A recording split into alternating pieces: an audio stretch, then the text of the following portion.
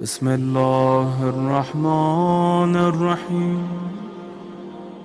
عزیزان محترم، اگر بات سمجھ میں آئے تو یاد رکھیے گا، اور کب یاد آ جائے تو دعا دیجیے گا۔ مولا کا ماننے والا حد اقل 1% تو ہونا چاہیے۔ جو مولا نے عمل زندگی میں انجام دیا، میں کم از کم 1% تو اس کو فالو کروں۔ 1000 تکبیریں میرے مولا رات کو بلند کرتے ہیں، شب میں اپنے عبادت میں۔